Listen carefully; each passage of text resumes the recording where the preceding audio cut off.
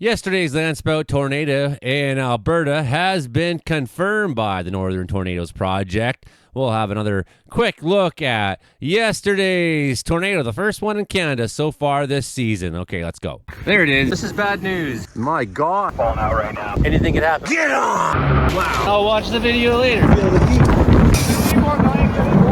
They dry mopping this. Hey you, I'm the Caribou Weather Dude, Joey Only up here in Wells, BC, 3,953 feet above sea level. I'm a bit of a freak, but if you can handle it, please subscribe. I would appreciate it very much. Weather summary from Environment Canada. Issued at 2 a.m. this morning, Sunday the 13th of April. Today is my 57th month sober, by the way. 57 months off the liquor. That's me today, now that I'm seeing it's the 13th of April. Oh my God, yeah, just 5 days from my birthday now.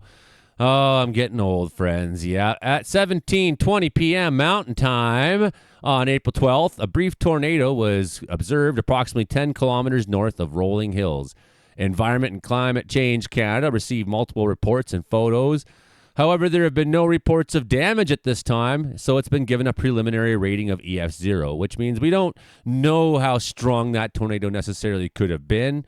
And we needed to hit something like a barn or a building or something that could, or even trees, something that would give us indications as to the wind speed. So nonetheless, we saw it just sat in the field there for a while and just kind of churned and was picking up all that nice dry dust and sending it. So it made a very picturesque landspout tornado.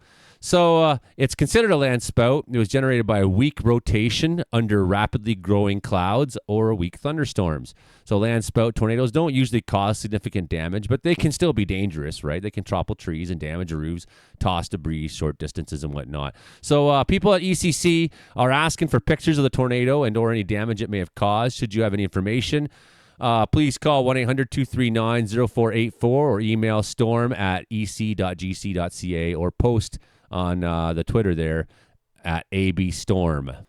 And we got some video here of it that was put up by Weather Network and whatnot. Some of the same images we saw yesterday here. Darby Lester, of course, this video we watched yesterday. People who all know Brandon Houck. Bantry Seed Farms, another bunch that were sending this all to Brandon Houck. Make sure you go to Facebook and subscribe or whatever to Brandon Houck's weather reports, because he's really great. He's the guy in Alberta that you want to be checking on. But you can see by the nature of the tornado that it's not coming from the storm, it's coming from the ground up. That's what makes it a landspout. You can see it's really ground up. So it's almost sort of like a dust devil in a sense, but no, it's a completely different thing that causes it. It is related to the thunderstorm, absolutely. It is related to the instability at the surface. But like a dust devil, you see it kind of grow from the ground up rather than reach down from the sky. Pretty remarkable day. Alberta taking snow in the foothills, snow down by Calgary, all the way down towards Highway 3, even taking a fair bit of snow yesterday, while thunderstorms on the front side were developing up where the warm slot was still being dragged up, the cold air being dragged in behind the low pressure. And, of course, that made for unusually strong thunderstorm growth at the time. But, again, there's another great image of how that spout tornado is starting at the ground. It is related to the thunderstorm, but it's not coming from the cloud. It's coming from the ground up. Brandon's reporting what NTP's saying. Northern Tornado Project's confirmed a tornado occurred in southern Alberta near Rolling Hills on Saturday. Photos, video, radar, and the storm environment indicates it was a landspout type tornado. No damage has been reported, and no damage survey investigation is planned.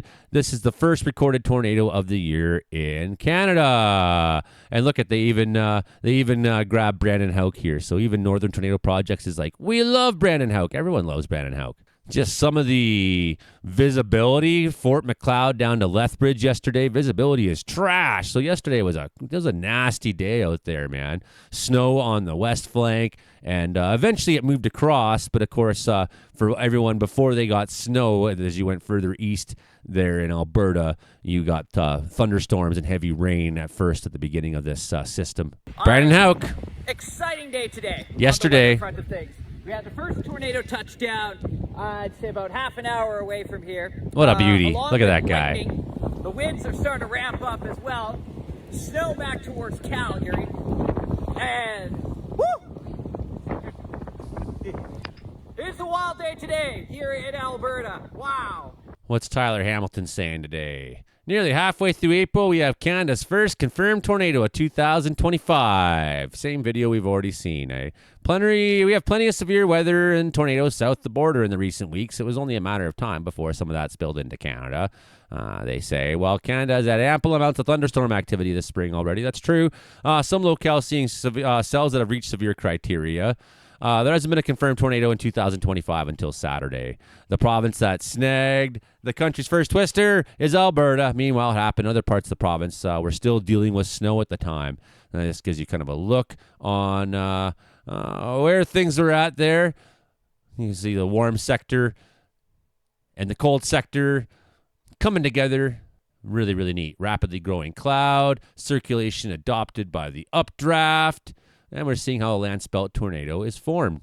So they're rating it EF0 around 5:20 p.m. Mountain Time Saturday. Several photos and videos have confirmed it. Twister occurred northwest of Rolling Hills at 5:20, 10 kilometers north of. EF0 status, all stuff we've already looked at. Considered a landspout tornado that was generated by weak rotation under the rapidly growing clouds or weak thunderstorm. Landspouts do not usually cause significant damage, says ECC, like we already said. It was not a supercell environment, but some Alberta magic was on display. Very cool air aloft and surface heating mean the temperature drops quickly as you head up higher into the sky, right? And look, I even got Brandon Hauk here on the Weather Network, man. You're a star, Brandon. There was minimal convective available potential energy, just a couple hundred joules, but that's pretty typical in early season setups. No supercell parameters lighting up. The system screamed of landspout potential, even with dew points below freezing. There you go, half an hour from Bantry Sea. There you go. So it's most likely this tornado formed along a boundary, convergence zone, and turned into a visible funnel with rapidly developing updrafts. So first, the landspout doesn't come from rotating supercell. It will form along points of a convergence or outflow boundary. Tends to be weaker, usually no stronger than EF1 ever, but they can still cause damage. EF1 can still be still wreck your day. Picture a small column of rotating air or leaves at the surface. Seems harmless, right? But strong lift in the environment can be caused by rapidly growing updraft developing above the swirl, stretching the air. Violent rotating vortex in contact with the ground beneath a cumuliform cloud on the left, and on the right we have a landspout non-supercell tornado under cumuliform cloud. Okay, Saturday's twister won't be the last to occur in Alberta in 2025, of course. Alberta snagged Canada's first tornado in 2023, but that was not until May. It's pretty early for this, although Ontario's earliest ever tornado was in 2024, March 16th, just south of Windsor. That tied a provincial record for them, actually. So they'd had that before. Rural Roots Canada. More beautiful photos, more beautiful photos. Everyone is totally stoked on this. New picture of the landspout near Lake Newell. Of course, these are photos we've pretty much all seen. And Brandon Hauk's video that he shared there. Again, things we've all seen. So we're really just reviewing now. But look, it's all Brandon Hauk. It's all Brandon Hauk. And that's why, you want to watch the Meteorological Report every Thursday night at 6:30 p.m. on the channel right here, because we go live and Brandon Hauk's my co-host, and we have Frankie McDonald, the world's greatest weatherman, meteorologist Mark Ingles. We got storm chasers from Manitoba like Justin Ordell. We got storm chasers from Saskatchewan like Jenny Hagen, and of course Hank Vliester, who's with us often. We got farmers like Hilding, who's got his hands in the muck and feeling what's going on there with the earth and the sky above. Right, we have all of us together on the channel, and many, many more. Meteorologist Chris Calais. We have a large group that comes together every Thursday night right here in the channel, and we talk about all kinds of stuff. And I would hope that you give us a chance and enjoy this Thursday's broadcast. It'll be my birthday episode. We'll be hanging out. It's like, at least I got some plan for my birthday. I get to talk with my friends, and that's what a big part of the show is just friends getting together. Okay, hit like, share, subscribe, and maybe we'll see you then.